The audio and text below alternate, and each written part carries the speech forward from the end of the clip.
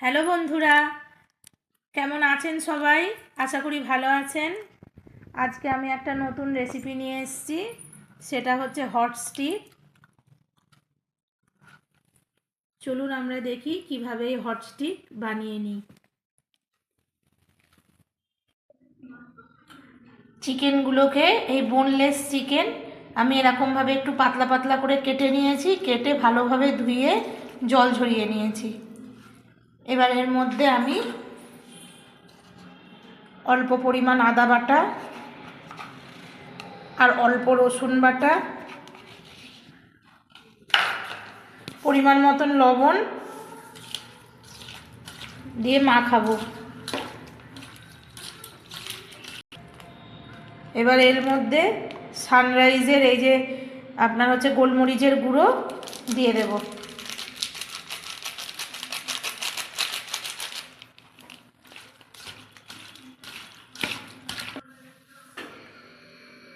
এই যে হাফ চামচের মতন সোয়া সসও এর মধ্যে দিয়ে দেব। দিয়ে ভালোভাবে এটা ম্যারিনেট করে আধ ঘন্টার জন্য ঢাকা দিয়ে রেখে দেব। সুন্দর করে হাত দিয়ে ভালোভাবে এটাকে মাখিয়ে নিতে হবে। এটা আমার ম্যারিনেট করা থাক। এবার আমি সবজিগুলোকে কেটে নেব।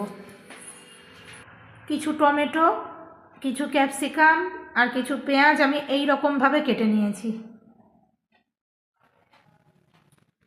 আর কটা স্টিক আমি এখানে নিয়ে নিয়েছি। চিকেন আমার ম্যারিনেট করা হয়ে গেছে। এবার আমি একটা স্টিক নিয়ে প্রথমে আমি একটা ক্যাপসিকাম দেব,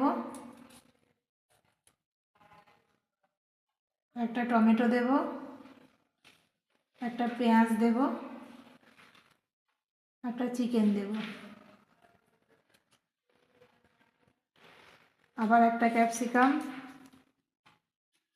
একটা টমেটো, একটা পেঁয়াজ,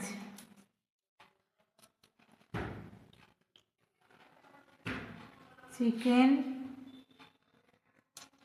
ক্যাপসিকাম, পেঁয়াজ। আপনি এইভাবে যটা লেয়ার করতে পারবেন করে নেবেন। আমার এই যে দুটো লেয়ার হয়েছে, আর একটা দেব, আর একটা চিকেন, ক্যাপসিকাম, টমেটো, পেঁয়াজ। এইভাবে আমি প্রত্যেকটা স্টিক সুন্দরভাবে বানিয়ে নেব। দেখুন কত সুন্দর বানানো হয়েছে। আপনাদেরকে তো সকালে বললাম যে আমার ছেলের আজকে পরীক্ষা, কলেজে তাড়াতাড়ি খেয়ে চলে গেছে, আর রান্নাটাও দেখিয়েছি। আর ওর বাবা চিকেন নিয়ে এসেছিলো, কিন্তু পরে আর করলাম না, কারণ হচ্ছে ওই শীতকালে জামা কাপড় তোলার একটা ব্যাপার চলে এসেছে, একটু কাজটা সারলাম। তা ভাবলাম কি এই চিকেন যেগুলো আছে সেগুলো আর করবো না, পাশের একটু সাইড বনলেস কেটে নিই, কেটে নিয়ে একটু হট স্টিক বানাবো। আর ছেলে বললো মা তাই করো। ওর বাবাও দেখলাম রাজি হয়ে গেল। আর রাত্রিবেলা একটু সিদ্ধ সিদ্ধ ভাত করে নেব। এই ধরুন বেগুন সিদ্ধ, সিম সিদ্ধ ওর বাবা তো খুব ভালোবাসে। আর ছেলেকে একটু ডাল সিদ্ধ দিয়ে দেবো, ব্যাস হয়ে যাবে। স্টিকগুলো সব সাজানো হয়ে গেছে, কত সুন্দর হয়েছে। আজকে আপনাদেরকে এই হট স্টিক দুরকম পদ্ধতিতে দেখাবো। একটা হচ্ছে চিকেন পকোড়ার মতন কর্নফ্লাওয়ারে চুবিয়ে দেখাবো, একটা প্লেন দেখাবো।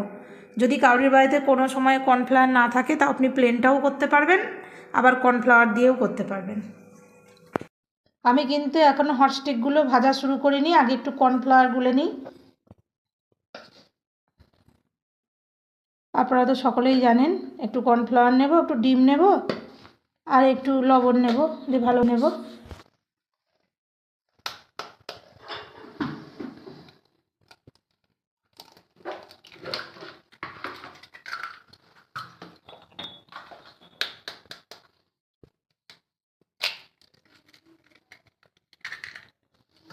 একটু নুন নিয়ে নিলাম। এবার এটাকে ভালোভাবে গুলিয়ে নেব। ব্যাটারটা ভালোভাবে আমি ফেটিয়ে নিলাম, হাত দিয়ে খুব সুন্দরভাবে এটাকে ফেটিয়ে নিলাম। তেল দিয়ে দিয়েছি, তেল গরম হয়ে গেছে। আগে আমি আপনাদেরকে কর্নফ্লাওয়ার ছাড়া হট স্টিক ভেজে দেখাচ্ছি। তেল গরম হয়ে গেছে, এবার আমি এটা লো ফ্লেমে দিল।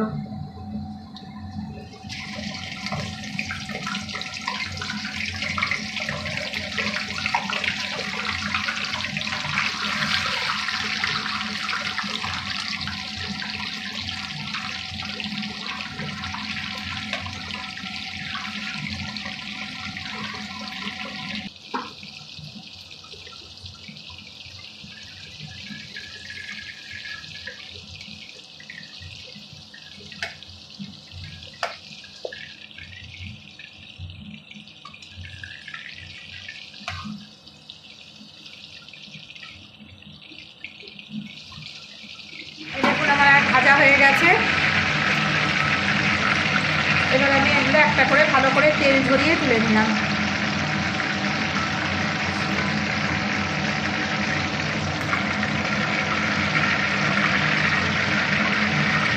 এবার কর্নফ্লাওয়ারটা দিয়ে ভেজে দেখাচ্ছি।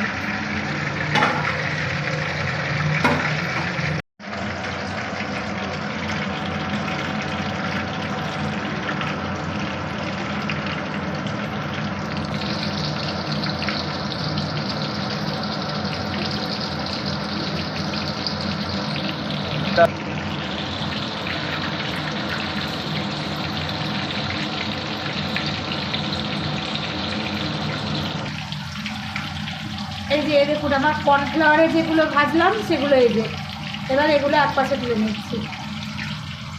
দুটোই অসাধারণ খেতে হয়, আপনারা যেটা খুশি সেটাই করতে পারেন।